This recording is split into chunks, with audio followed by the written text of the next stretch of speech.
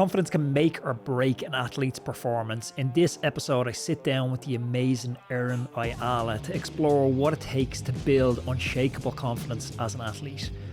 From overcoming self-doubt and performance anxiety to using mental tools like positive self-talk and mindfulness, we dive into actionable strategies so you can feel more confident on and off the bike. Welcome to the Roadman Podcast, Erin Ayala.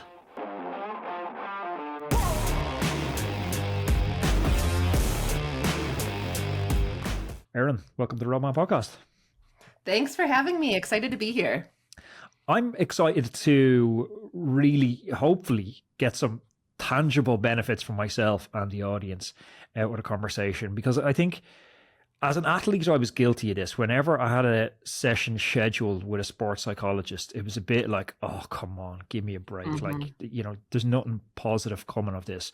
But with the benefit of hindsight, I've seen when I try to deconstruct top performers, be they athletes, businessmen, confidence plays such a role. And you look no further than a sprinter in cycling. When he loses his confidence, it's this magic thing he has that allows him to navigate gaps seemingly at ease.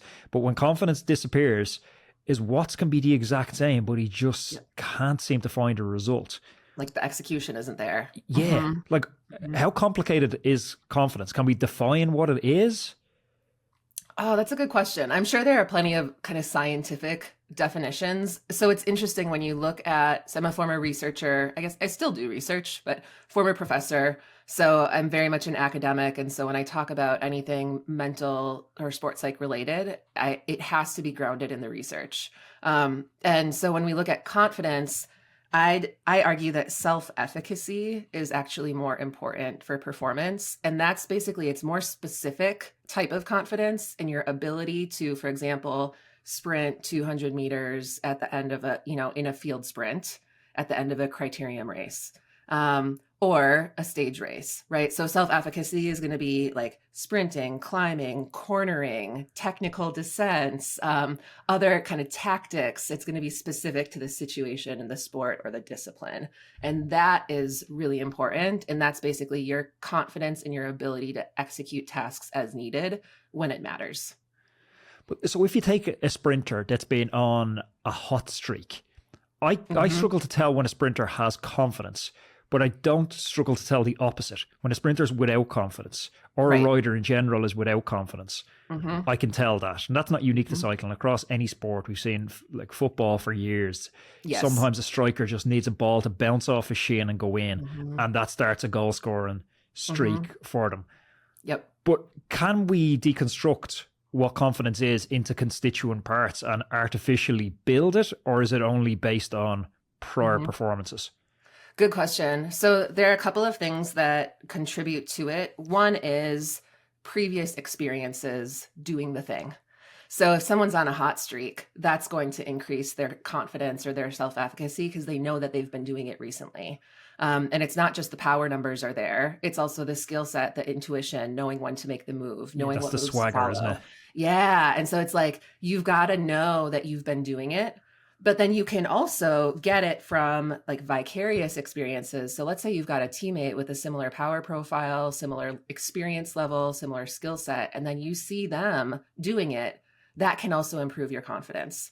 And then it's getting really good concrete feedback as well. So it might be looking at your power profile or the data or the numbers and being like, okay, I've got a really solid 2-minute power profile. So I need to roll off the front of the peloton earlier in order to make my move. So that's kind of like being able to play with the data and get that personal feedback.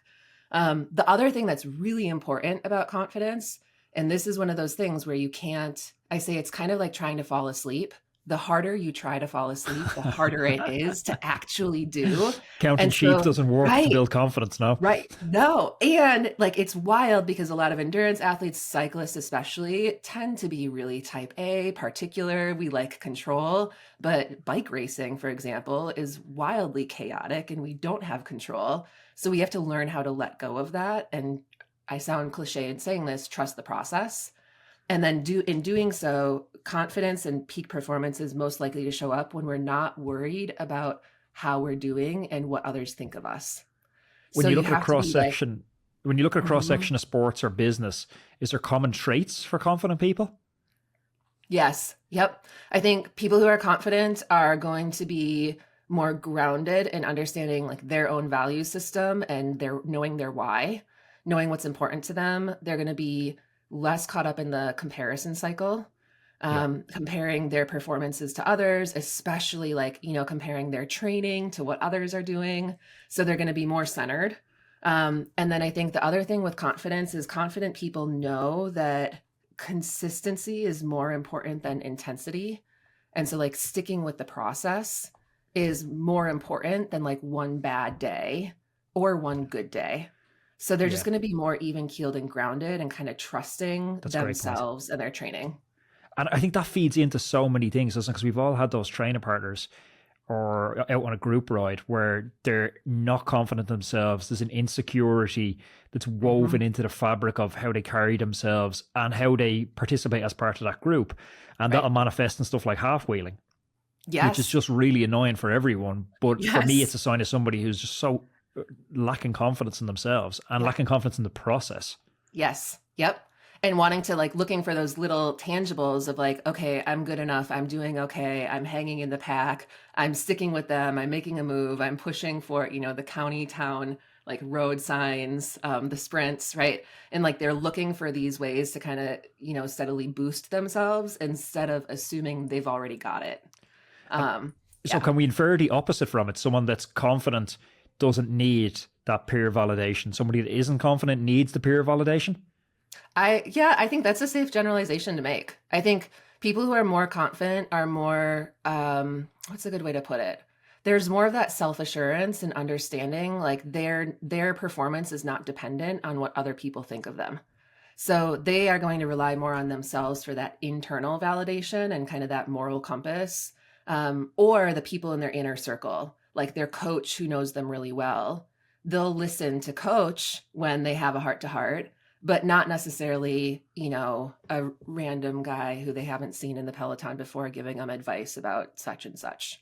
So how do you So, deal with the athlete that's underperforming mhm. because they can't seem to get confidence that matches their ability? Yes. I see this a lot, especially with teens. I see it a lot with like runners and cross country, track and field, where they're crushing their workouts. They're pushing the paces on all the intervals. I will see this with cyclists as well. And then when it comes to race day, they crumble. So what a lot of it often has to do with anxiety, because they're concerned, because they care, frankly, and they don't want to screw up. They don't want to humiliate themselves. They don't want to embarrass themselves. They don't want to let people down. If they're racing on a team, letting their team down. So the first thing I do is help them understand that whatever you're trying to do, chances are it hasn't worked for you. Like that's why you're here. And so there's this sense of hopelessness and understanding that anxiety is going to show up regardless. So we need to learn to work with it instead of against it. So, We can't try to keep controlling our emotions because it's a lost effort. and so if confidence is the brother, is the sister of confidence from what you're saying, performance anxiety? Yeah, that's a good way to put it. Because often the more anxious we are, the less confident we're going to be. That said, I would say this is a kind of a fluffy way to think about it or a therapist way to think about it is it's not even the anxiety itself. It's like your relationship with the anxiety. So high What's that mean though? performers, yeah, so like high performers who are confident, they'll also be anxious. Yeah. But they aren't freaking out about the anxiety. Whereas people who are not confident are going to be more likely to freak out when the anxiety shows up because then they're going to be like, oh my gosh, I'm not ready. I can't do this. Whereas the confidence is going to help them be like, okay, I'm nervous. I've got this. That's okay. Nerves are normal, right? There's a Yeah. brilliant scene in it's still on YouTube, I think. It's called A Year in Yellow. It's a documentary that follows Bradley Wiggins for a year in Oh, 2012 when he wins the Tour de France, and then 8 days cool. later he wins Olympic gold. But there's Cool. one scene in it that, when you were talking about confidence, I think about Bradley Wiggins because he's warming up for the final time trial in the Tour de France. So this is, years, if not decades, of This is it. preparation have gone into this moment. He's in yellow already, but he Mm-hmm. needs to deliver in this time trial. And Yep. the documentary crew is interviewing Sean Yates, who's Bradley Wiggins' coach.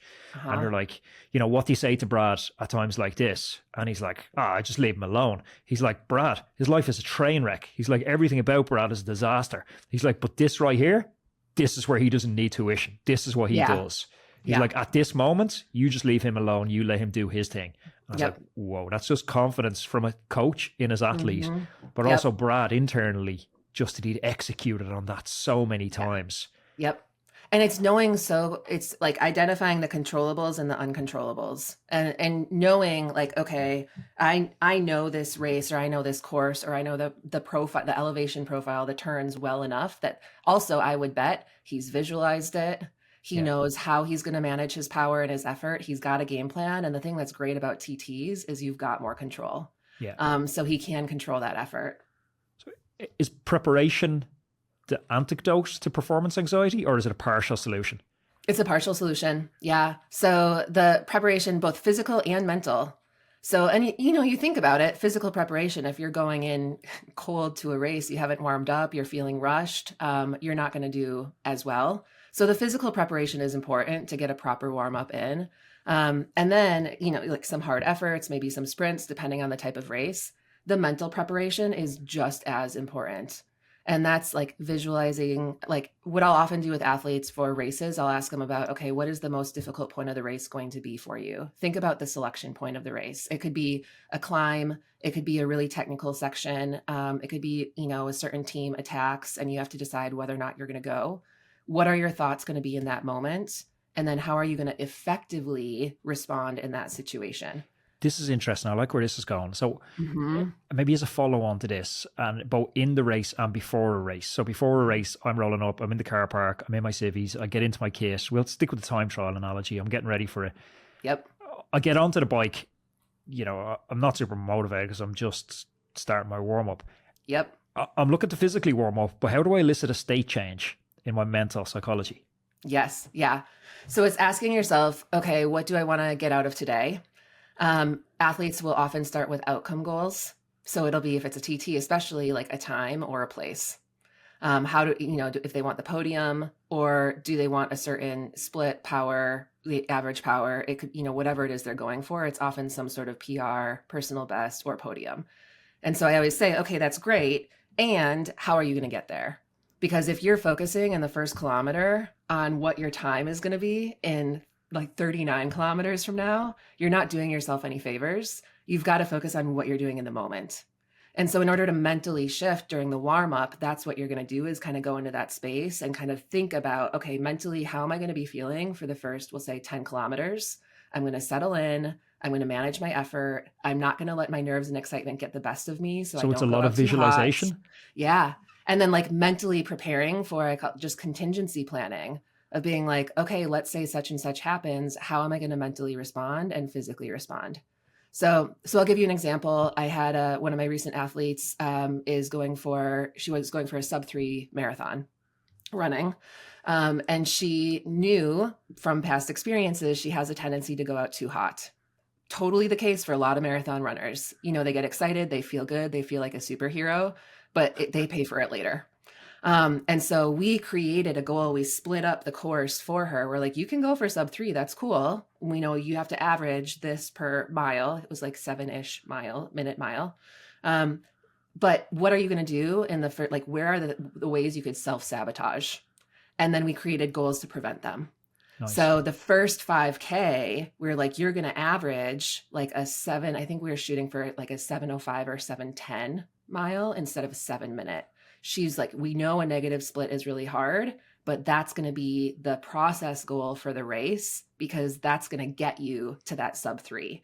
So then the goal for the first 5K was to chill and not get ahead of herself. And she executed it beautifully. It was like 7:11, 7:12 splits or something. And then of course I'm like sports psychologist watching, tracking, being like, okay, where's the next split? How's she doing? Like, has she hit the wall yet? Right. And she crushed it. And finished, I think, 3:03, which was still a 15-minute PR. Incredible. But it was because she was mentally prepared for all of the things that could go awry, and she knew it was going to suck. So that's the thing too, is I always tell athletes is like, we can't prepare for us to feel like a superhero. If you're actually racing at your limit, it's going to hurt. So But I don't always trick think that yourself. moment as well, like whether it's in Yeah, training or the race, it's like that moment where it's hurting and you have that voice going, should I quit or should I not? right, That's the only moment you came out for. That's the only right. moment that matters. The rest of it's Yes, like autopilot. It's easy. So it's totally. like I left the house for a reason. I took those days off work for a reason. I stayed away from, family events for a reason. Mhm. This is the Yep, reason. Like, what am I going to do at this moment? Like, am I going to exactly. show up or am I going to shirk responsibility? Exactly. And that's what you plan for. And then it's reminding yourself, okay, everything's going according to plan. I should hurt right now. Like this is how I'm supposed to feel if I'm actually measuring my effort appropriately. But Um, circling back to the idea of state change, because I think that's helpful both mhm, from a warm up, but it's also helpful in a road race because road races can be dependent on the level you're racing at. You could be racing for, some of the World Tour guys, 300K mhm, for Milan San Remo. You drift mhm, off and then you need to mhm, switch on for really select moments in that mhm. race, a battle for position into the Poggio. Yep. Like, how do you change state Yep. within those moments? Is it just visualization or is there a framework to elicit that state change? There are a couple of frameworks. So we know arousal regulation is really important for any athlete, but like biathlon is a really great example of this because you've got shooting. And so in when any sort of dart or precision, like archery sports or shooting sports, the heart rate is really important. They've got to bring themselves down from arousal. They can't be super revved up because they're not going to be as accurate. Yeah. But then they hop on a pair of Nordic skis and they're busting their butt for cardio going as fast as they can. So it's up, down, up, down. So in the case of a Peloton, and let's say it's a, 3 hour race, like you're going to check out. So there's two things that I would suggest in this case. One is that arousal regulation and understanding when you start hearing gears clicking behind you or shifting, teammates starting to kind of talk. Like what are some of those tells or those That's like signs? Pavlov with the bell, is it for the You dogs? It's got it. like it's go Yeah. time. Like, okay, someone's gonna throw down. Right. And so that's where you've got to kind of, and then you start to kind of ramp yourself up, but your nerves will, if you've been racing long enough, we know. So heart is going to start racing. Going to start a little anxious, jittery, right? So you've got to be ready. Peripheral vision is like locked and loaded. And then the other thing that you have to do, and this is where I often get eye rolls from athletes because in general, we don't like to do it. Mindfulness meditation helps with those sorts of situations because the purpose of mindfulness meditation is to notice when you're getting distracted and then just bring yourself back home without judging yourself. So in a Peloton, you notice you check out or you miss a move, then you're able to respond accordingly and not get caught up in the mistake and start beating yourself up for it and then be like, oh, well, the race is over. Clearly that was the move. I lost it. Someone who's regularly practicing mindfulness can be like, well, that sucked. What can I do now? Yeah. And then they're going to notice when they're getting distracted and not paying attention, and then they can bring themselves back. So they'll be a better racer because of it. We are so excited to announce that we are partnering with Whoop. Whoop are changing the game when it comes to wearable technology and health monitoring. Whoop is a wearable health and fitness coach that provides you with feedback and actionable insights into your sleep, your recovery, your training, your stress, and your overall health. Sarah and I have been using Whoop for years, and we love the insights it provides into our body's inner workings. It really gives us a look under the hood. And you're going to see Mathieu van der Poel, Richard Carapaz, and other elite level cyclists wearing Whoop, but it isn't just for those superstars. All the data is personalised to your unique physiology and fitness levels. If you're interested in taking control of your health and your fitness, so that you can excel in all aspects of your life, you have to go and check out Whoop. Go to the URL now, which is join.whoop.com/roadman. I'm going to pop that in the description below, and you're going to get a free month's access to Whoop membership on me. I promise you won't regret it. So you mentioned gears shifting down. So Yeah. would it be fair to label that like an association between a state change and Yeah. a catalyst? And Mm-hmm. if that's the case, can we build other triggers like that? Like, because it could be because the gear change, you know, you can have people fucking with you, just flicking the gears up and down in the Right. background, and it's playing to Yeah, your mental totally. state. So it's Hmm. like, but could you peg that to, I don't know, something else, a sticker on your Hmm. bike or a mileage goal on your Garmin? Yeah. There are some, so it's interesting because when you look at kind of that state change, often, so, from a biological or physiological standpoint, we're looking at all the things that are affected. It's your heart rate, it's your breathing pattern, how tense your muscles are or how activated they are. It's honestly, your thinking and whether you're making really emotional decisions versus very clear cut, like clean decisions, or critical thinking. It's also your GI system. So this is why a lot of athletes will have to, go to the bathroom 10 million times before a race, is like, those anxiety, those nerves, right? But the only actual lever that we have that we can pull on out of all of those things that we've actually got control over is our breathing. So what athletes can do if they need a really quick state change, if they're way too anxious and revved up, it sounds cliche, but it's effective. The deep breathing is actually effective because that's the way of telling your body, like, slow down, we're good. Because you can't tell your heart rate to chill. You can't tell, your GI system to stop freaking out. Like that, the only lever you have is breathing. So it also works for the opposite. So let's say you're got, like, it's like a group, one of those like road races where it feels like a group ride. No one's making moves. You're cruising, but like, no, it's not hard. It's kind of getting boring. You're starting to check out, and you notice that. You can start doing more like breathing exercises. It's basically faster inhales and more shorter paced inhales to start to kind of activate that state change, and it'll help. And So, it's almost like you need to periodize this as well, don't you? Because you can't just be. I remember having a friend over before, and I had a watt bike. Excuse me, I had a watt bike in the house, and he wanted to do like physiological testing with his girlfriend. He wanted to do mhm. a ramp test, so a protocol where Mhm, she started off mhm. like 120 watts and added Yep, on, whatever it was, 20 watts every minute. yep. But she literally just started the effort. So she's at like, zone one heart rate, zone one watts, Mhm. 3, 4 out of 10 rate of perceived effort. And he's like screaming at her, go, go, let's go, let's go, let's go, let's go. And I was like, where Not do you go yet. with that? Like, where Save do you, it. like, a 3 out of 10 effort, like, Yeah, where does that go at an 8 out of 10, at a 9 out right, of 10? right. And I had a chance 2 weeks ago to work with one of the best coaches in the world, John Wakefield, over in his lab in Girona. And I was doing VO2 max testing, and I think his protocol is like 1 watt every 2 seconds or something. So the test lasts Oh, 25 sure. minutes or so. Yeah.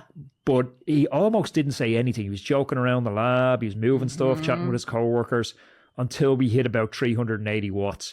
And then he Yep. just turned to his friend and he's like, Daz, what you need to do now is get your most hardcore hip hop music and put it on Yes. full blast. He's like, because it's Yes. go time. And he's like, the test starts now. And I was like, Yep. whoa, that's how you do it. Totally. Yeah. But And how do good you use that athletes same will know analogy, that. though, in self talk?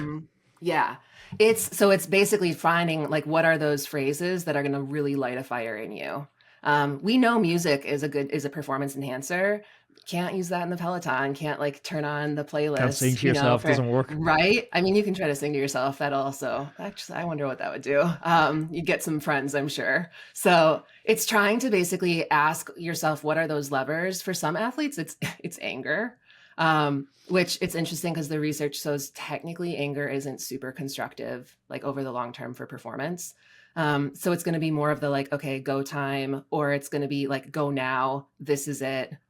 Dig is trying to find those personal phrases or tools that will work for you. And I've also found it's best for athletes usually to mix them up, because they can get kind of stale after a while. So they have to keep them fresh. Has there been studies on like neural pathway activation on certain phrases or certain music? Is there anything that's like universally, like, who's going to carry the boats just works for everyone? Mm. Or is That's a there good question. Yeah, I don't know the answer to that. That's a really great question. Hmm. it'd be interesting to see. I guess Yeah. music is quite a individual choice, but Hmm. it would seem that fast Hmm. paced stuff is going to bring higher levels of Yeah. arousal. Yeah. The thing that is really interesting is, and for all the listeners, it's like, if you think about the best race you've ever had or the best performance you've ever had, whether or not it landed in a podium, or, it doesn't have to even be about the place, but you were just like, you were dialed, you executed, you showed up in the way that you're proud of. The common denominator, or the common thread, usually when I ask people, is this kind of like calm sense of confidence or assurance, or they're not putting pressure on themselves. They wanted it really badly, but it was from this like motivation, hunger for it, this desire. It's not to prove a point. It's more of like, I want this and I'm ready for it. Let's go. And then the other thing that I often hear is often it's when athletes go into a race without specific goals because, life got really messy and they're like, you know what, I'm just going to have fun. No expectations for this one. And that's when they get a really great performance. Whereas the athletes, when then then ask yourself, what's the worst or most humiliating or embarrassing performance I had? Usually they were putting a lot of pressure on themselves. Yeah. And that can lead to, poor decision making. It's also just a waste of energy because your body is just so revved up. Then you're not. But is there a actually able to split though perform on where the the day. best athletes, like, I come from a football background or soccer for the US listeners. Yeah. And you Mhm. always see that the best athletes deliver at the key moments, Oh, like the yeah. highest pressurized situations. Yep. MJ's coming up with a 3-pointer. Yep. Those clutch moments. Yeah. Yeah. Yep. And that's where we know, like, there are a couple of things that are important for that. It's this awareness that this is it. And then we call it like having a very key, like a goal task goal or task oriented goal, where it's going to be just about that one specific thing that they need to do in that situation. And it's that state change where they're able to, so think of like game winning point of just being like, they're able to kind of cut out the rest of the noise. They're not worried about what other people think of them. They know they need to deliver. This is the moment. And then they're trusting themselves that they can do it, which takes a lot of mental work beforehand. Right. So, and I would argue a lot of practice. Yeah, for sure. So something that's actually quite common for athletes, it's motivation or lack thereof. So Oh yeah. is willpower finite? Because for me, I know if I get up in the morning, I just get out straight away and train. Easy. It's almost automatic. It's like brushing my teeth, having a coffee, just happens.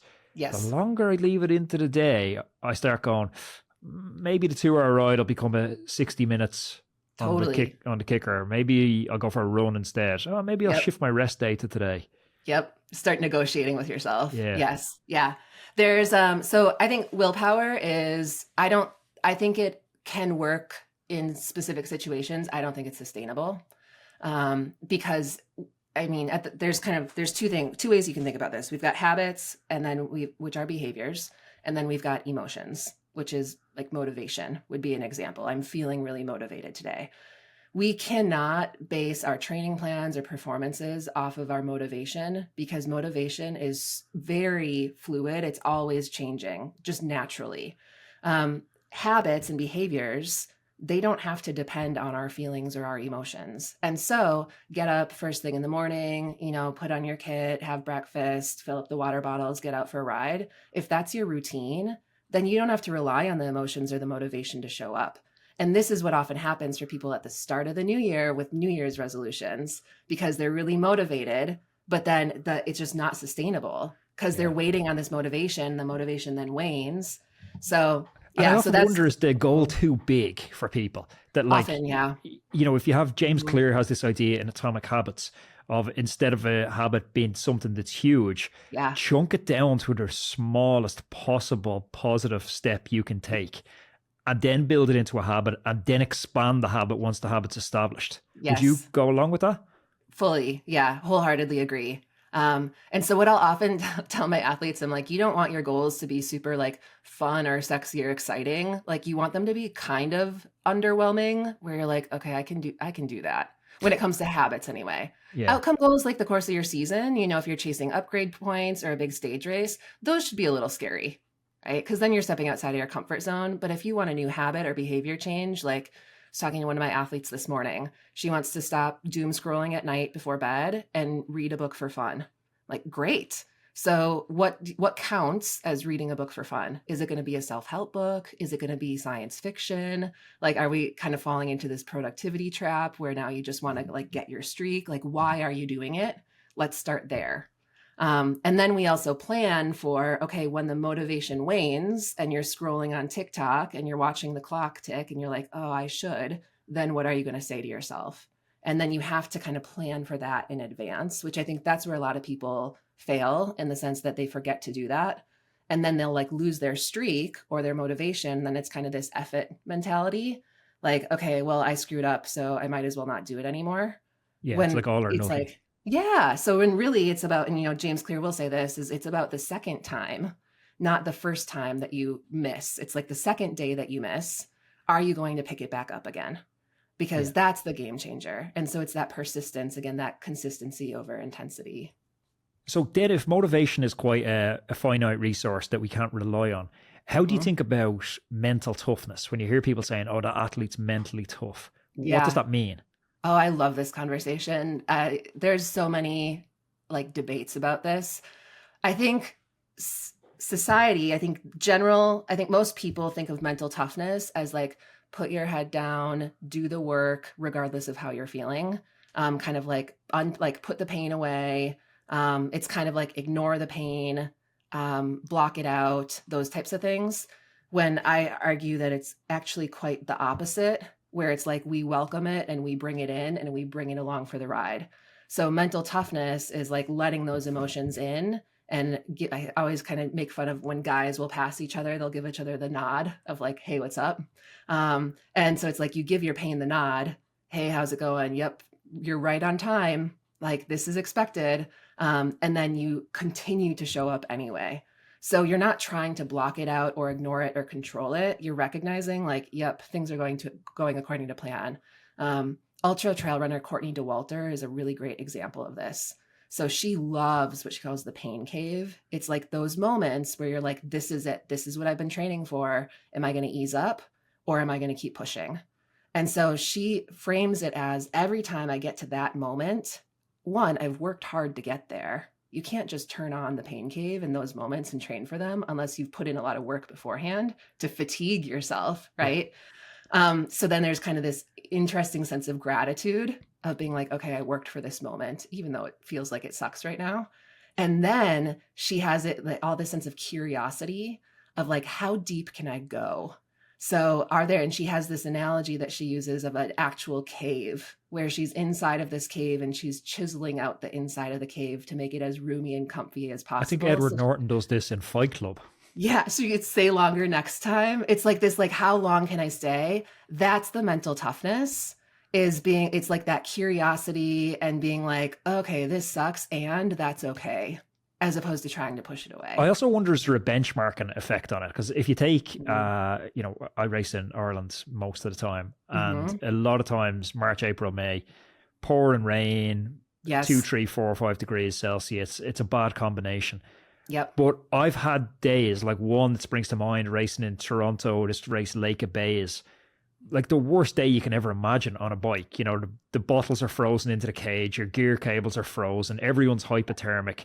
Yep. And you finish that race, and now that becomes a benchmark point in your mind. So now you're racing and it's 4 degrees and it's raining. You're like, okay, this is bad, but it's not Yes. as bad as that was. And I got Exactly. through that. Uh-huh. Yep. That we know that kind of exposure, sometimes people call it in other sports like pressure training, helps with the mental toughness, because then you're able to look back what you've got that baseline of like, well, this sucks, but it wasn't as bad as last time. Yeah. So then that helps with the confidence to kind of come full circle, because then you know that you've executed in those situations in the past and you'll be okay in this one as well. The caveat to that, or kind of the important, I don't know, asterisk, is being like safety, right? So at what point is being too mentally tough no longer working to your benefit? And so I do argue that in order to be mentally tough, you do have to pay attention to your body and what it's telling you, and understanding like, okay, at what point am I getting frostbite for like winter ultra races or Or when am I hypothermic? getting PTSD that I'm not recovering from? Right. Yeah. So it's knowing when you need to like step back and pull the plug or pull the parachute to prioritize health and wellness. Cause otherwise that's where, again, ignoring the signs and the feelings, that's when you sign up for more like injury, burnout, things like that. Uh, Japanese have this culture of, I'll butcher the word, someone will correct me in the comments. I think it's uh, yaki or something like that, where it's once a year they will try and do something that has as much chance of success as failure. So they're pushing themselves Interesting. with an extreme task every year, Yeah. almost pushing that benchmark point out. But I had a recent conversation with ex-World Tour rider, he wore Maglia Rosa at the Giro, Svein Tuft. Svein's a really interesting guy because he's always pushing the limits of what's physically and mentally possible. So Yep. he likes each year to put himself into a position where he's on a ride and he reaches the point of no return. Mm-hmm. So psychologically, the point of no return is an interesting place to be. Most of us don't get to the point of no return in our lives, Right. maybe ever. And he Mm-hmm. puts himself there every year almost as an intellectual experiment. It's Going, wild. Mm-hmm. what happens if I push past right now? Or what's the consequences of pushing past 5 more minutes means there is no going back? Right. That's Mm-hmm. scary. It But I is. wonder is there a Yep. benefit to it as well? I think there is. Again, like assuming, you're still safe, assuming it's not I like don't think you are though. At the point of no return, you definitely are not yeah. safe. You can't sanitize that. So then it's like asking yourself, what are the potential consequences if I go past this point? And am I willing to make those sacrifices, or am I It's willing to death. face those consequences? Like chatting Right? to him, it's death. Like he's in the Yeah. wilderness. He's up in British Columbia. It's snow. There's wild animals. Yes. It's straight up your So then choice between life and death. does he have like an exit point, like a satellite GPS where he could call someone if needed? I don't think so. I think that's almost part of Interesting. his idea of there Yeah. can't be an out here, or else it's Yep. not the point of no return. Yeah. So then that's the consequence that he's willing to accept. So like I think the psychological benefit, I mean, we'll see this with like free divers, they're really pushing the boundaries, like, how long can I go without oxygen and how deep? And so they'll have some really close calls. And I mean, Alex Honnold will talk about this as well, and just kind of like his idea of fear and the consequences he's willing to take. Some people are just wired that way, where they're like, I'd rather die doing something that I absolutely love. It's what magnetizes us to them, though. Mm-hmm. Like whether it's Fane or Alex Honnold, like there's a mystery and an intrigue about those people that's it's quite alluring. Yep. We call it like some of the, I think it might be one of Matt Fitzgerald's books, like the central governor. There's like this part of our brain that holds us back and prevents us from going too deep. And it like there is a benefit to it. It's looking out for us. It's protecting us. But it doesn't necessarily help with performance. So it's knowing when to listen and when not to.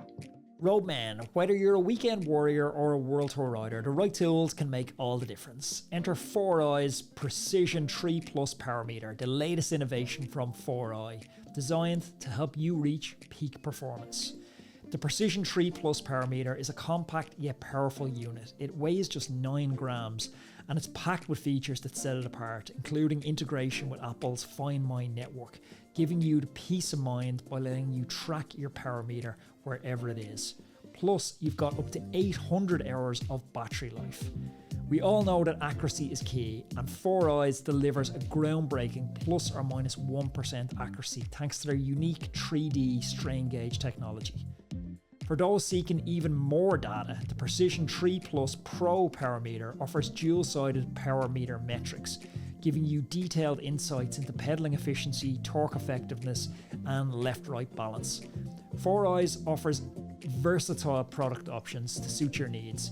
Choose from ride-ready power meters with pre-installed units on Shimano cranks, or up for factory-installed power meter where you send in your crankset for a custom installation. Ready to elevate your cycling game? Trust 4i's Precision 3 Plus Power Meter. Precision, performance, and peace of mind all in one. Learn more by visiting 4iiii.com. That's 4iiii.com. I'm going to put that in the description down below.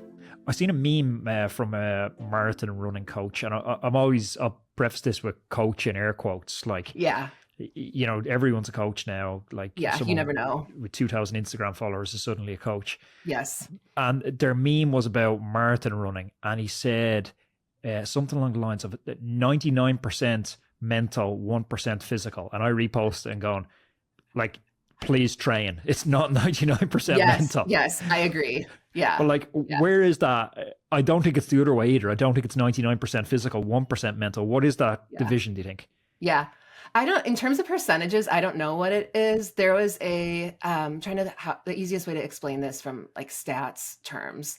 So there was a meta-analysis that was done probably going on 3 years now. And so it's a study of studies. It was a sports psych meta-analysis. So they looked at all of these different psychological tools and interventions with athletes to see, are they actually making a difference?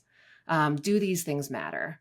And short answer is yes, they matter. And they do make a really big difference. So to put this into context, I think they use the example of, if we look at healthy eating and exercise with the general population, the difference, and this is where I'll try not to get too nerdy with the stats. Get as nerdy as you want. Okay, sweet. So it's called Cohen's D, which it's called effect size. So how big is the change? Does it matter? So if you had two groups of people, one was eating really well and exercising regularly, and the other group wasn't, there would be a 0.5 standard deviation difference in, like, I think the outcome was psychological well-being, or it might've been health or something.